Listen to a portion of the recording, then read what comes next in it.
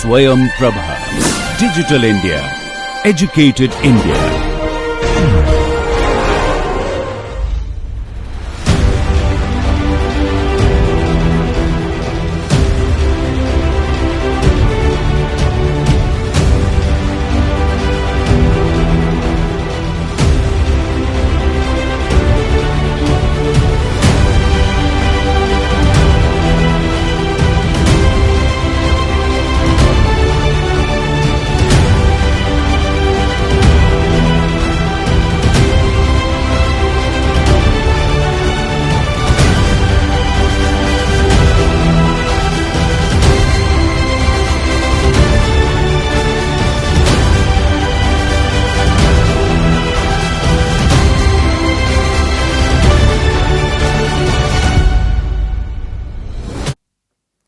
Okay, this is a second tutorial, and this has a number of questions touching upon the various topics of importance to mechanical engineer.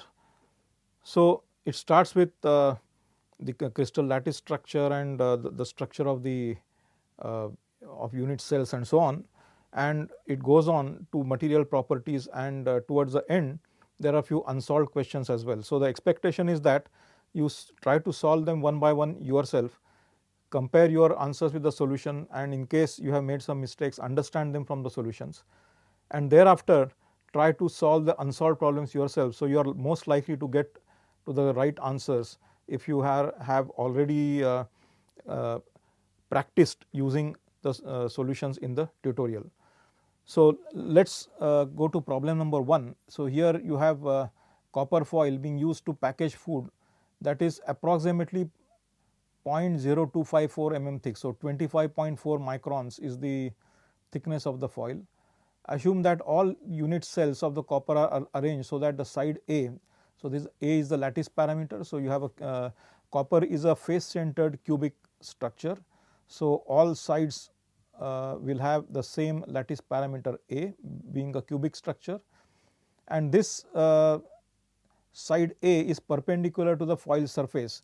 So, all cubes are arranged one on top of the other throughout the thickness, and so we have to find out the total number of foil, total number of cells in the thickness direction. So, the thickness of the foil in number of unit cells, and we have to find out the total number of atoms in the foil, because we have been given that 100 mm by 100 mm square is the size of the foil, and so in this how many atoms would be contained.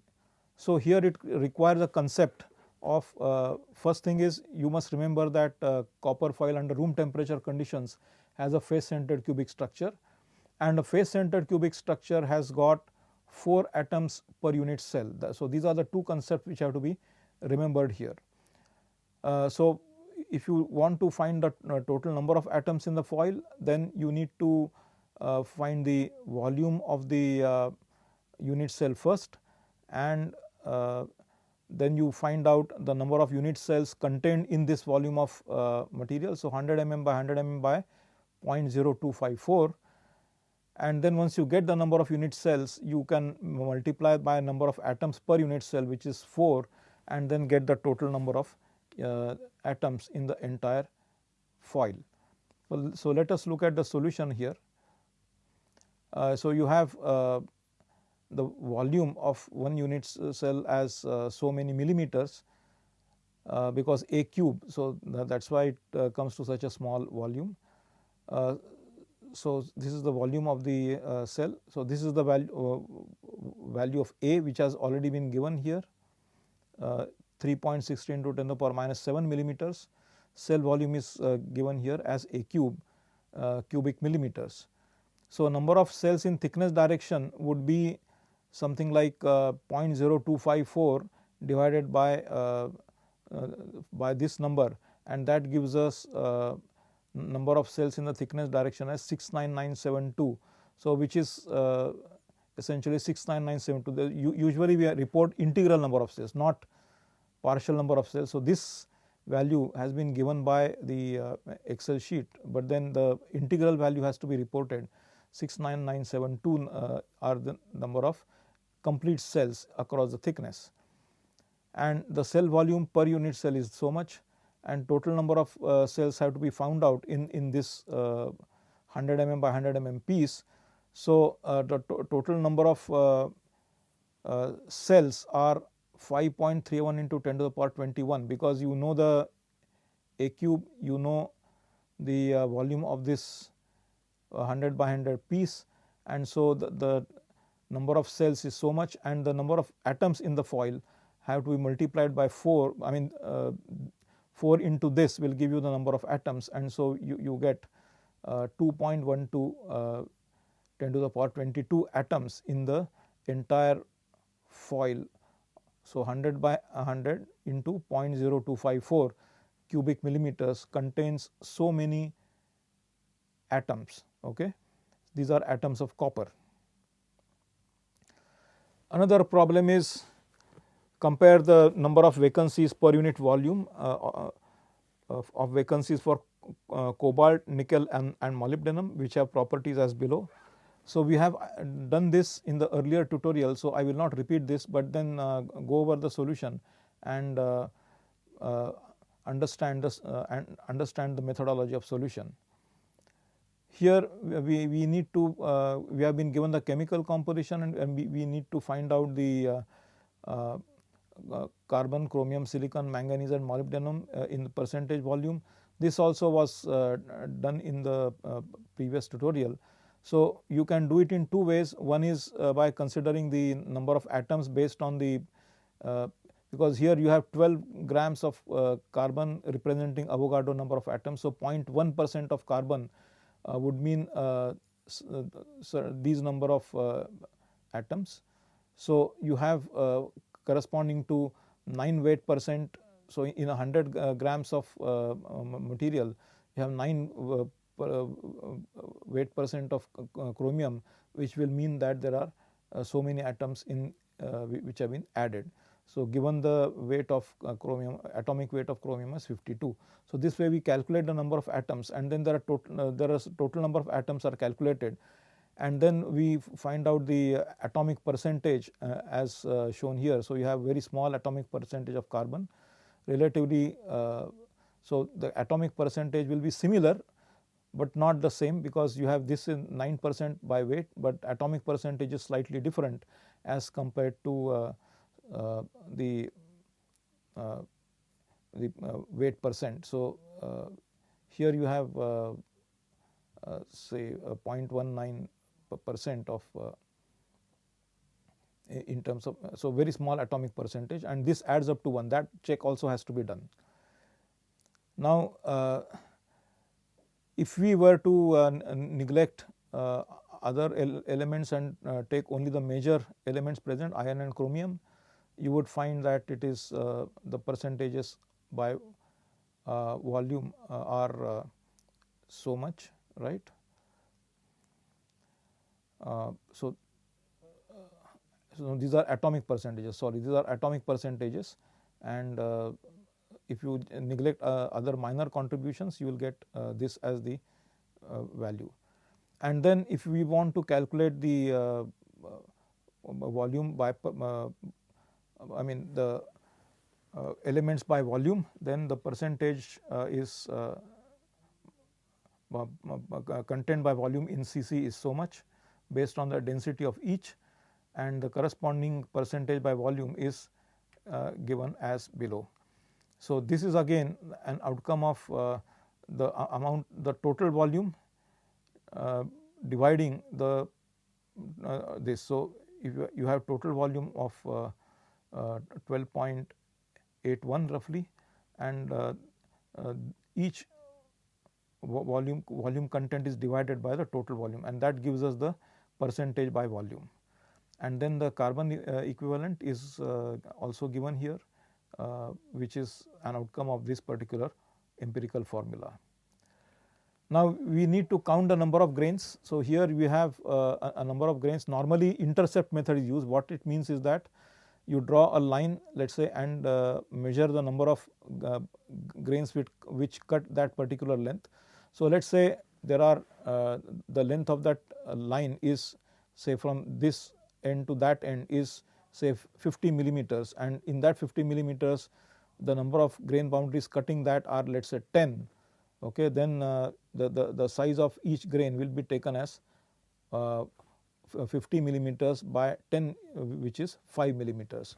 So, if there are 100 grains cutting the boundary, then 50 by 100 will be half, right. So, 0.5 mm will be the taken as a grain size. So, this way we take these intercepts in several directions and then take a geometric average of those grain sizes, so as to get a geometric average of the grain size.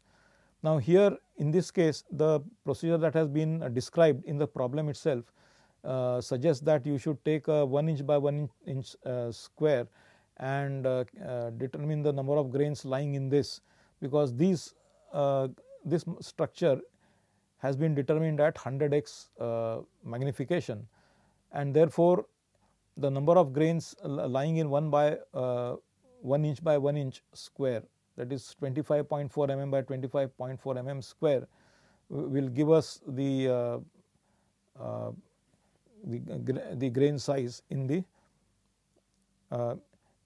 each of these squares. So, you have taken squares at 4 different locations, and so you take an average of those 4 numbers. So, here what is found is 28 to 30 grains per square inch are present, and therefore, given the ASTM grain size formula 2s to capital N minus 1, capital N is the ASTM grain size number. So, 2 raised to capital N minus 1 is equal to the number of grains per square inch, which is 28 to 30 in this case, and it is found that the ASTM grain size number is not severely affected if you take either 28 or 30. So, 1 or 2 grains here and there will not matter. There will always be some discrepancy in counting depending upon who is doing it. So, small variations here will not result in large variations in the grain size number. So, in this case the grain size number is 6.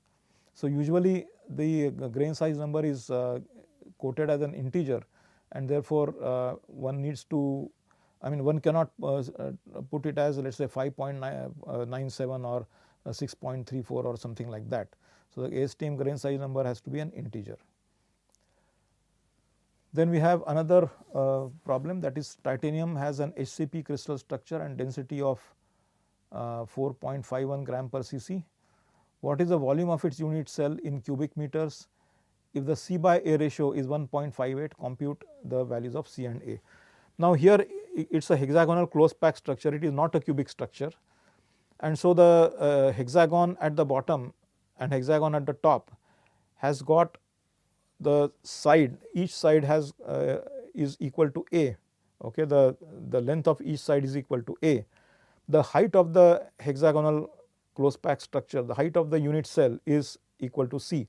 So, here unlike a cubic structure where A is also the height, A is also the dimension of the base, here the dimension of the base is A and the height of the cell is equal to C. So, they are not equal, and the C by A ratio therefore is 1.58. So, the height of the cell is taller, height of the cell is higher than the size of the side of each of the hexagons. So, bottom hexagon and top hexagon will be will have A as the side, and the ratio of the height of the unit cell to the side is 1.58. So, this is what we have been given. Now, here we have been given density, we have been given C by A ratio. Now, if you take volume of the cell, you need to take volume of the cell as some constant into r cube, because you have the area of the bottom into the height of the cell, that is what it is, and then you have a certain relationship between C and A. So, you can substitute C in terms of A. So, 1.58 A, and then A itself is equal to 2R. So, that way we get an expression in terms of R cube. So, volume of the cell is 32.83872 R cube. Okay. And so this is given cubic meters. Now you have atomic weight as 48. So 48 has is the atomic weight, meaning it has got Avogadro number of atoms. So for now you have n equal to 6, the number of atoms per unit cell, the number of atoms per unit cell is 6. So in the previous problem when we were talking about FCC structure, the number of atoms per unit cell was 4. In case of hexagonal close packed HCP structure, the number of atoms per unit cell is 6.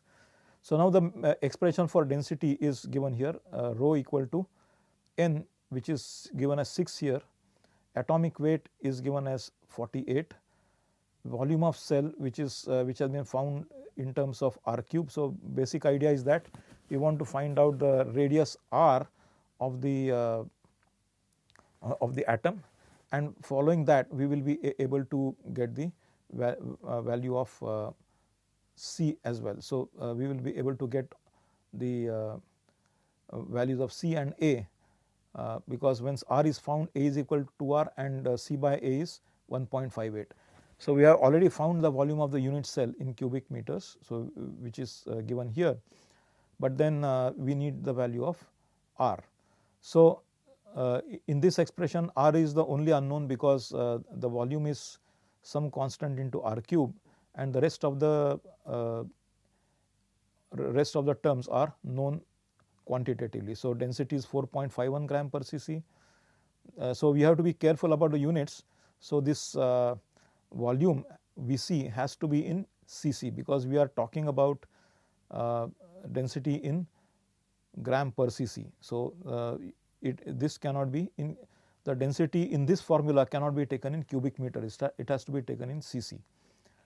Then after solving this equation, we get R equal to so many centimeters, right, based on R cube being equal to so many cc, you get R equal to so many centimeters, and A is equal to 2R. So we straight away get 3 into 10 to the power minus 8 centimeter as A, and then you get corresponding value of C as this.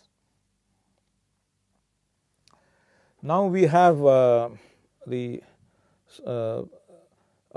another problem pertaining to polymers. So we have been talking about metallic cells, so we were talking about crystalline structure of metallic materials.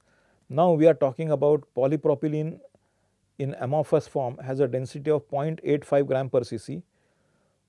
Now polypropylene is partly crystalline, partly amorphous, as we have discussed in the lecture on polymers. So it has a degree of crystallinity of 1 mole. It has a 75% crystallinity has been observed in 1 mole of polypropylene. Okay, so the weight of the sample is equal to atomic or molecular weight of polypropylene. Okay, and the density is density of the sample is 0.9 gram per cc, right. So now what we have to calculate is that the density of the polypropylene in crystalline form. So we do not know the density in the crystalline form. All we know is that we have a polypropylene whose density in amorphous form is 0.85 gram per cc, and the sample we have, which is 75% crystalline, has a density of 0.9 gram per cc, right. So that then we use the formula rho c, that is the density of the crystalline phase, equal to C into rho s into rho a. Rho s is the density of the sample, which is 0.9 gram per cc, and rho a is the density in the amorphous form. So we use this particular formula to get the value of rho in the crystalline structure. So this C is the percentage of crystallinity. So it is 75% crystalline. So this is C into rho of the sample into rho amorphous divided by the term here C into rho sample into rho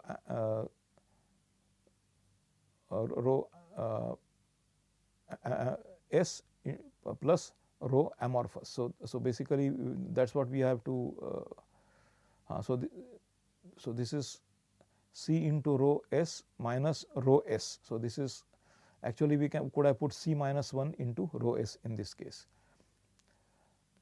So the corresponding value of rho S is 0.9 and the rho C, the crystalline phase, has got a density of 0.92 roughly, 0.918 to be precise. So the volume change as a result of crystallization, I mean from so volume change is 1 upon rho sample minus rho so volume change from so you have been given the amorphous condition, density in the amorphous condition. Now compare that with the volume per unit mass of the sample. So that so deviation from the volume in amorphous phase is 0.0871 per unit mass, and that is 7.84% is the change in the volume as a result of 75% crystallization. Okay. Had it been 100% crystalline, we would have taken the density of the crystalline phase. So 1 upon density of the crystalline phase would have given volume per unit mass, and subtracting that from the volume per unit mass of amorphous phase would have given us a change in volume as the polypropylene made a transition from completely amorphous to completely crystalline. But unfortunately, in most polypropylene or many polymers in general, you do not get 100% crystallinity. So you do not get 100% crystalline structure. Typically the maximum degree of crystallinity is 95%, and that is the reason why the volume changes from amorphous to crystalline are quite significant, and the polymers are partly crystalline, partly amorphous. An intermetallic compound is found in gold titanium system that has a composition of 58 weight% gold and 42 weight% titanium. So here in the next problem we are talking about a compound of gold and titanium, and it has a composition of 58 weight% gold and 42 weight% titanium. Now we have to find out what formula it will have. So let us say Fe2O3 is a formula for iron oxide. Similarly, what will be the formula for the compound between this gold and titanium? That is what is to be found out. The atomic weights of gold and titanium are 197 AMU and 48 AMU respectively. So the strategy will be to find out the number of atoms in if 58% gold and 42% titanium is weight% is present. So what we do is percentage is 58% titanium. So here it is 42% of titanium, 58% of gold. So atomic percent of gold is 25% as shown here. So roughly atomic percentage of gold is 25%, because in 42 so in 42 grams of 48 grams of titanium, you have Avogadro number of atoms. So you have atomic percentage of so if you calculate the number of atoms of titanium present, where 0.42% is the so titanium is 42%, then one can calculate the atomic percentages, and then not atomic percentages, atomic content first, and then based on that atomic percentages. I will repeat. So based on the Avogadro number of atoms and the fact that 48 grams would contain so much, in 100 grams you have 42 grams of titanium. So you would have a certain number of atoms of titanium. Similarly, in case of gold, you have 58% of gold, and 197 grams of gold corresponds to Avogadro number of atoms of gold. So, you have this 58%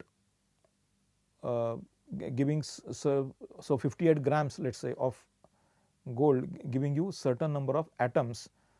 So, it will be, let us say, roughly 1/3 or something like that of Avogadro number of atoms, and here it will be close to 1, because 42%, so 42 grams and 48 grams as opposed to 58 grams and 197 grams. So, here 25% is the percentage, atomic percentage of gold, and 75% roughly is the atomic percentage of titanium. So, this can be inferred from inspection here, because you practically have one close to 1 Avogadro number of atoms here, very close to that, not exactly equal to that.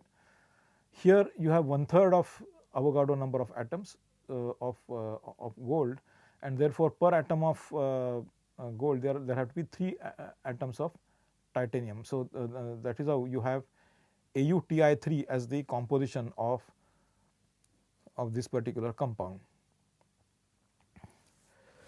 So, here what the question which was asked is about the a certain composition of let us say some little bit of hypereutectoid carbon steel at some 1000 degrees centigrade, okay, and there we had to find out what is the degree of freedom at that point. So, here you have single phase austenite. The so you have so F plus P, right, that is single P, equal to C plus 2. So, you have C as 1, C as 2, and this as 1, right.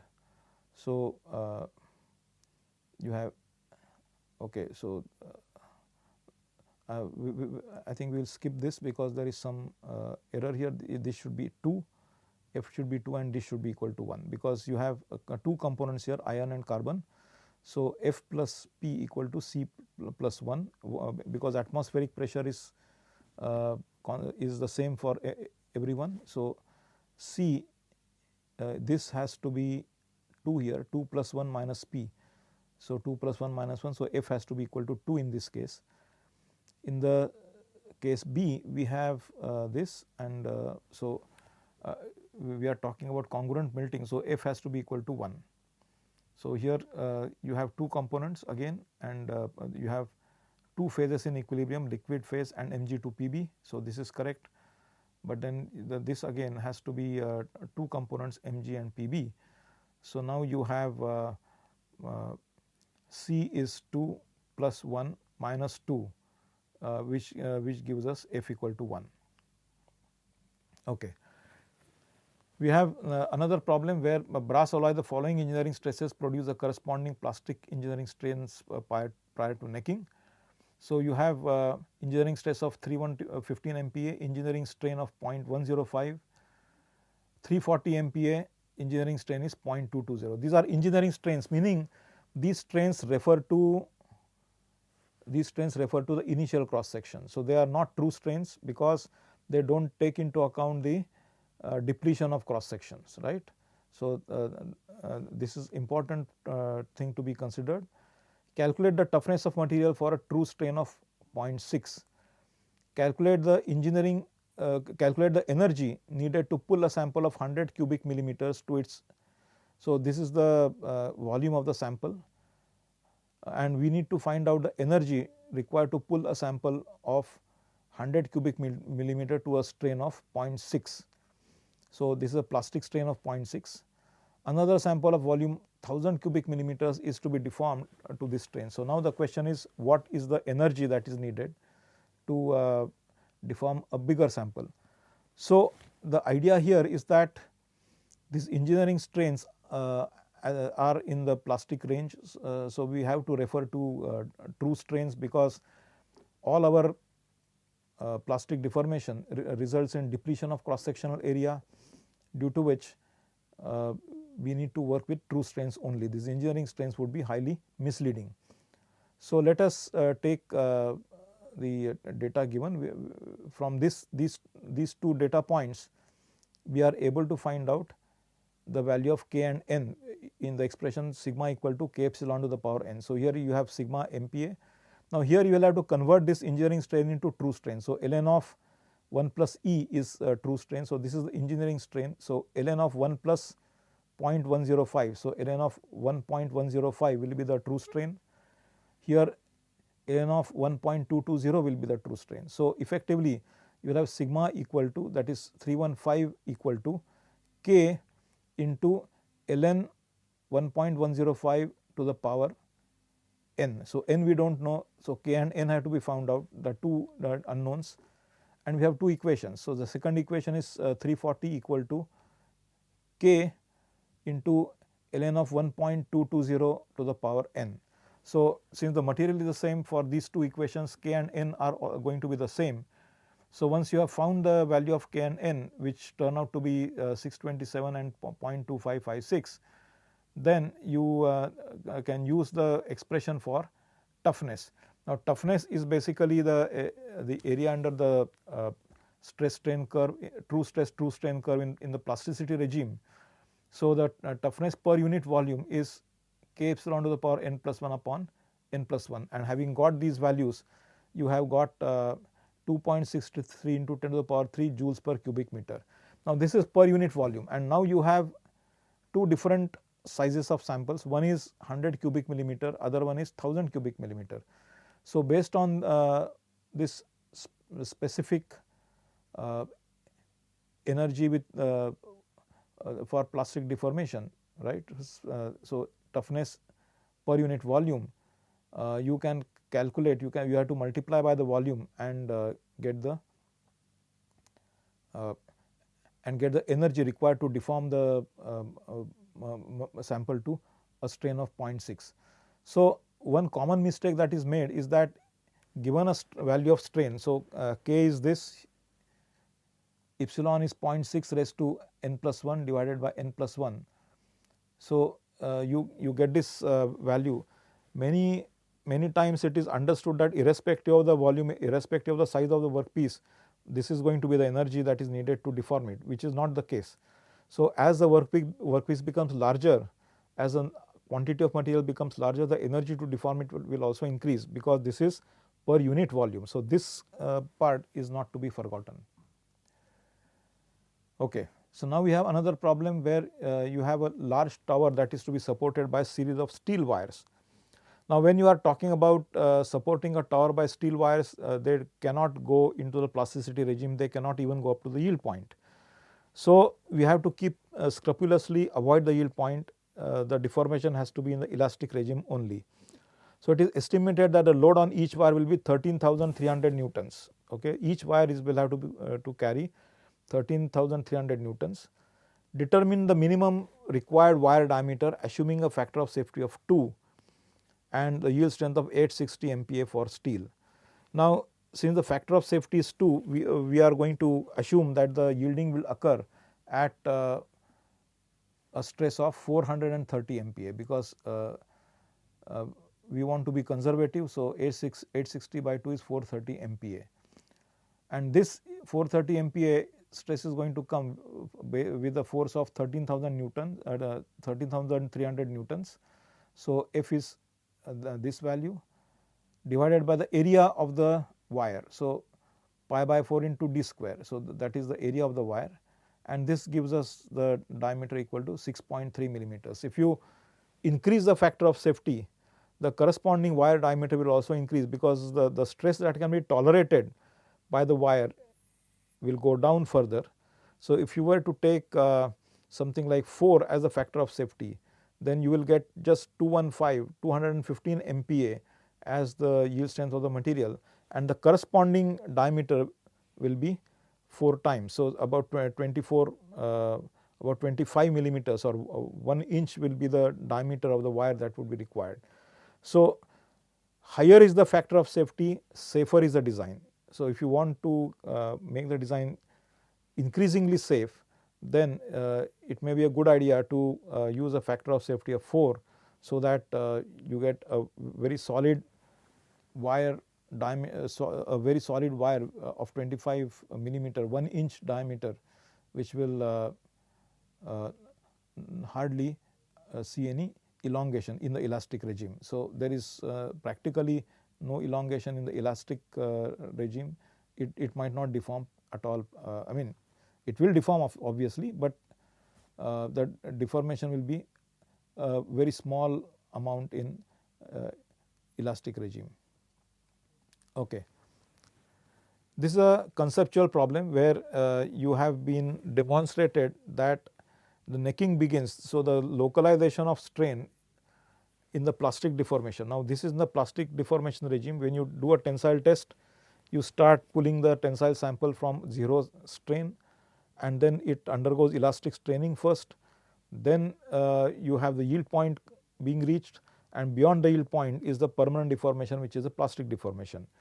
Now, this plastic deformation cannot go forever, and therefore, there is a localization of strain which results in what we call as necking. And so, the criterion when the necking would begin is given by d sigma by d epsilon equal to sigma. So, sigma is the true stress, epsilon is the true strain. So, now we need to find out the true strain at the onset of necking. So, this is a conceptual question. So, we are not going to have any numerical values. So, we have the load P equal to sigma into A, and so when the increment in dP, increment in the load is become, or it rather becomes 0 at the UTS. So, we have at some point a change in the load becoming 0. In fact, from the yield point onwards, the increase in load with deformation continues to decrease. The increment in load that is needed to deform the material in a permanent condition or to a permanent state continues to decrease. So, a rate of increase of load with respect to deformation becomes diminishingly small, and at a certain point where you reach the UTS, the dP is practically equal to 0, because the line the tangent to the curve becomes horizontal. So, up to that point it is called as stable deformation, up to the, because the work hardening rate or the rate at which the material acquires hardness, acquires strength is positive, and therefore, it is called as stable deformation. But then at where the slope becomes practically 0, dP equal to 0, then the imminent localization takes place, meaning the localization of strain just about starts. So, what we get is sigma dA plus A d sigma equal to 0, and therefore, we get d sigma by d sigma by sigma equal to minus dA by A. Now, minus dA by is essentially d epsilon, because if you implement volume constancy in plastic deformation, so you will find that so A into so dA by A equal to dL by L, minus dA by A equal to dL by L, right. So, that is equal to d epsilon. So, the negative sign indicates that the cross sectional area depletes, volume remaining constant. So, that is why d sigma by d epsilon becomes equal to sigma, and so the significance of this point is that diffuse neck begins to form, and then it grows into a localized neck.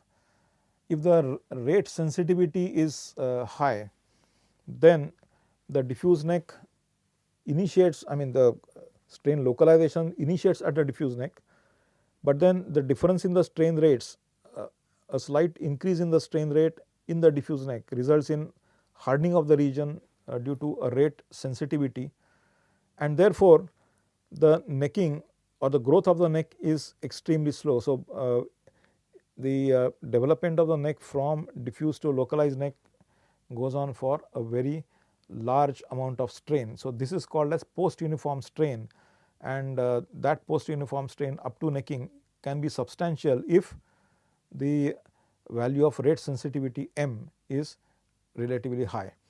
Now, this is the situation at relatively high temperatures, where the grain boundaries of the materials become viscous, and therefore, the at high temperatures the value of M, rate sensitivity, is very high. So, your strain or the uniform strain, the strain at which dP becomes equal to 0, okay, that is extremely small. At high temperatures there is hardly any dislocation activity, hardly any work hardening taking place, and therefore, the slope becomes 0 at a very low strain level.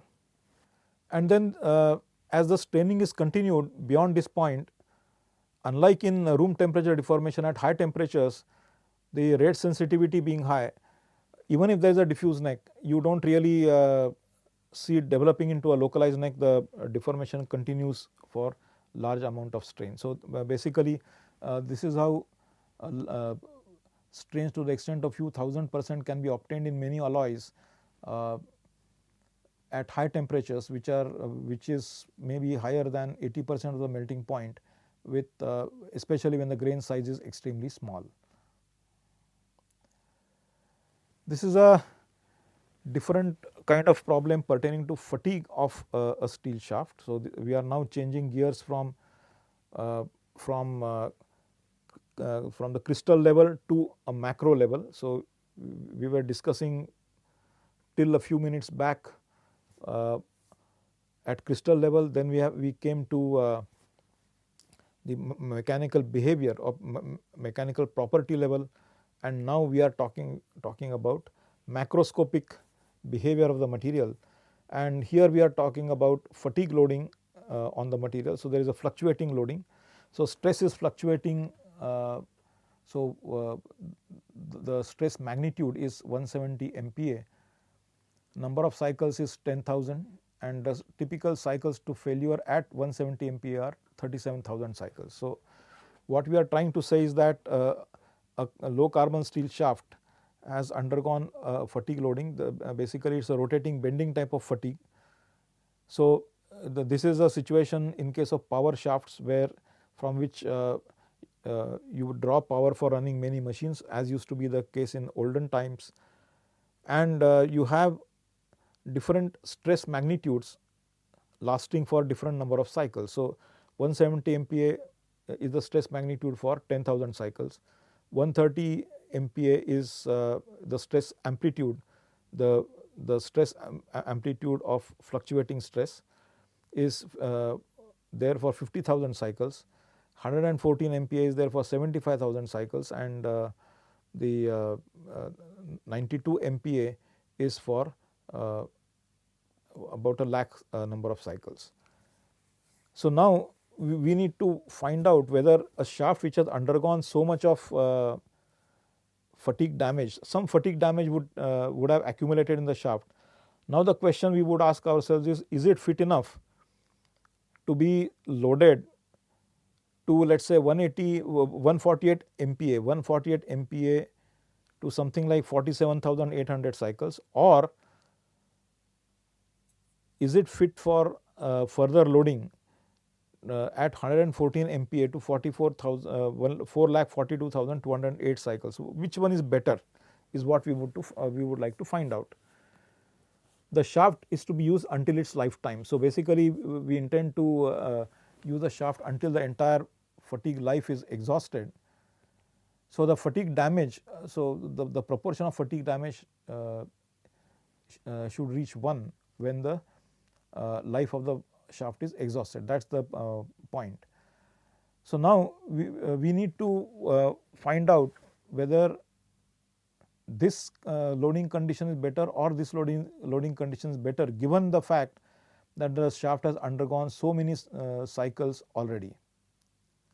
So, we use here the Miner's rule, where we find out the at different stress levels the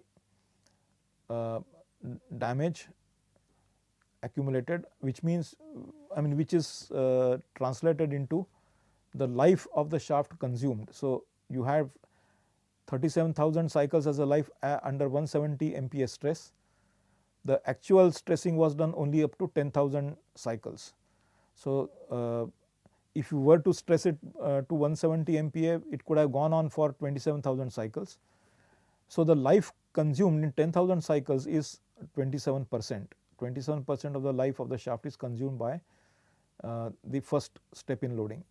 Then the load came down to 130 MPa, and then this load lasted for 50,000 cycles, and the life under 130 MPa is 3 lakh cycles. So, only 16.66% or 16.67% of the life was consumed over here, and at 114 MPa you had just 75,000 cycles, whereas you had 10 lakh cycles which were possible. So, you have just 7.5% of life under 114 MPa being consumed, and at 1 lakh cycles with 92 MPa as a load, you have 100 lakh, so 1 crore, right? 1 crore cycles is the life, of which only 1 lakh has been consumed. So, we have just 0.01. So, 1% of the life has been consumed in this. So, if we take the total damage, now total damage in Minor's rule is a linear superimposition of the damage under various conditions. It is not realistic, but then that is the simplest thing we can assume.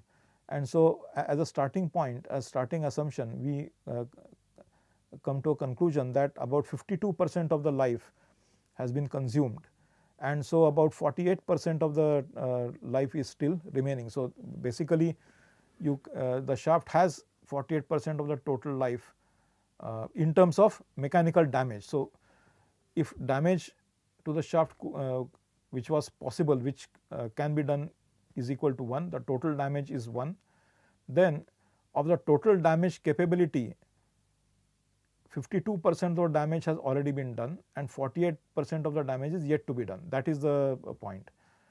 So, the shaft can tolerate damage of equal to 1, and of that 52% damage has already been done, and 48% damage will be done either by applying a stress of 148 MPa, a fluctuating stress of 140 MPa amplitude for 47,800 cycles, or this stress this number of cycles for 114 MPa.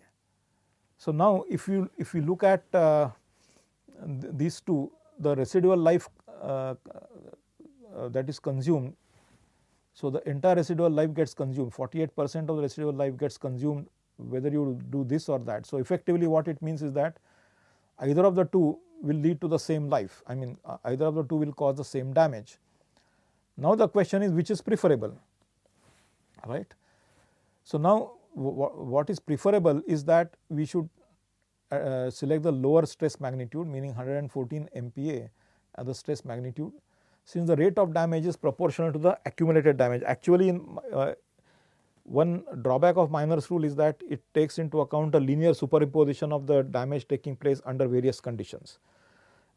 In reality, any new damage that takes place is proportional to the initial damage. So, the rate at which the shaft would get damaged in the next increment of cycling would depend on the damage that has already been done, which has already accumulated. So, damage is always cumulative in nature, and therefore, it is advisable to select a relatively lower stress. Now, in practice, if we were to actually test this out, you will find that the shaft will not last for the kind of cycles which have been calculated, because the life or the total damage that is being added will interact with the previous damage which has already been done. So, the result will be that the residual life will result in much lower number of cycles as compared to what have been given over here. Okay. So, but then the rate at which damage will accumulate, the rate at which this the damage will reduce the number of expected number of cycles will be less if you have 114 MPa as compared to 148 MPa. If you have 148 MPa and you are expecting 47,800 cycles, it will fail much earlier than 47,800 cycles. If you have 114 MPa as the stress, you are subjecting it to so many cycles, it will fail below this number, but then the difference between this and the actual number will be a little lesser than what it will be here. So, that is the reason which it is advisable to use the lower stress amplitude, so that rate of damage is proportional to the accumulated damage, and this aspect is not accounted for, and that is why most of the practical problems are solved not using Miner's rule, but more sophisticated models. But then this serves as a starting point of estimating damage. It cannot be used as a means of predicting accurately the life of a component being which has been subjected to certain amount of fatigue damage already. Okay. Now we come to another kind of problem where a pressure vessel works at 950 degrees centigrade at constant internal pressure of 40 MPa. So, this we were supposed to check, and then whether the leak before break criterion is going to be achieved or not. I think this has already been discussed. So, we have a flaw size of now here what has been considered is that you need to first make it safe against yielding, because if you have yield strength dropping with respect to temperature, then at the operating temperature the yield strength is not the same as the yield strength at room temperature. Naturally, you need to apply a certain factor of safety, so that yield strength is never reached in the in reality, right. So, we need to use a yield strength with a at 950 degrees centigrade with a certain factor of safety. So, that is the important thing here, and a relatively conservative thickness will have to be prescribed. Okay. Now, here is the another problem on creep rate. So, you have a creep type of deformation, meaning the deformation is going to occur at high temperatures, not because the stress has increased the yield point, but because of diffusion. So, stress might be below the yield strength, but diffusion results in permanent deformation over a period of time. So, diffusion being a time temperature activation energy controlled process, the rate at which the deformation will take place is going to be extremely small, because the yield strength is not reached, the actual stress is much lower than the yield strength. So, the creep rate data is given here. The steady state creep rate is 10 to the power minus 7 per hour at a stress of 22 MPa. So, you see that a nickel alloy which has got a much higher yield strength has got a certain steady state creep rate of 10 to the power minus 7 per hour at a stress of just 22 MPa, which is far too low compared to the yield strength. 10 to the power minus 6 per hour at 36 MPa, because higher is the stress, higher is going to be the steady state creep rate, that is understood. Now, compute the stress at which the steady state creep rate is 10 to the power minus 5 per hour. So, we would like to predict what kind of stress would prevail if the creep rate were to reach 10 to the power minus 5 per hour, and what further information can be obtained from the data given. Okay.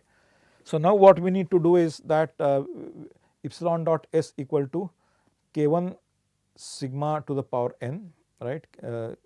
So, you want to find out k1 and n, okay. K1 and n, these are the two parameters which are unknown, and we have been given two conditions similar to what we had done in case of the plastic deformation problem. So, we have ln epsilon dot. So, this is the problem just taken from the data. So, this data is just reproduced here. Ln epsilon dot and ln sigma are taken, and so you have ln epsilon dot equal to ln k1 plus n ln sigma, right, ln epsilon dot equal to ln k1 plus n ln sigma. So, that is the expression, and so if you subtract one from the other, ln epsilon epsilon dot, so one equation from the other. So, let us say this ln epsilon dot is subtracted from this and so on. So, corresponding value of ln sigma will be subtracted from here. Then what we get is the difference in ln epsilon dot is 2.3 into 10 to the power and this is the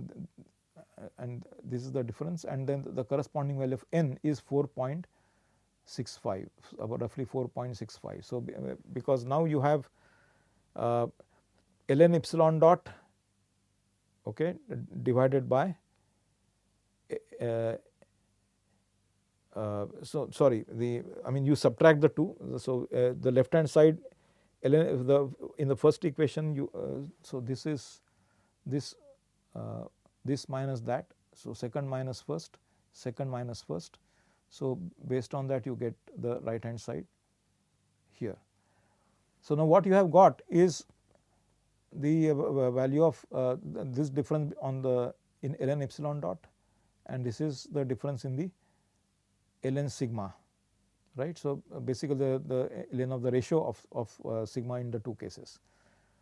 Now, what we have to find is n. So, you divide this by that and get the value of n, which is this, and the corresponding value of k stands at 5.74 10 to the power minus 14, and from which we are able to find the value of sigma at a steady state creep rate of 10 to the power minus 5, right, 10 to the power minus 5. So, sigma is 59 MPa. So, earlier it was for a creep rate of 10 to the power minus 6 hour inverse, it was 36.1, 10 to the power minus 5 hours inverse, it is 59.23 MPa.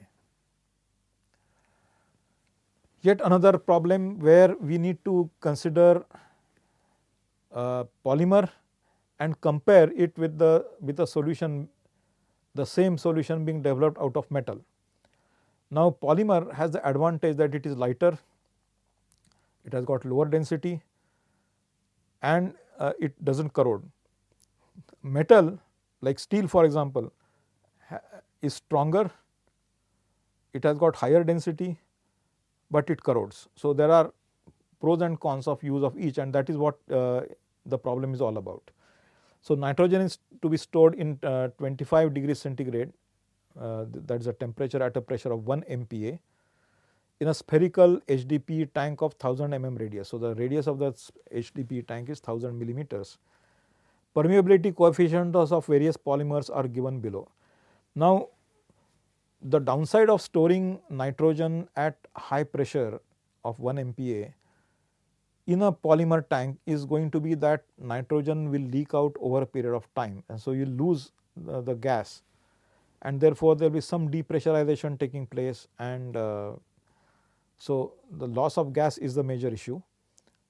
So, if you look at the PM, permeability coefficient, it is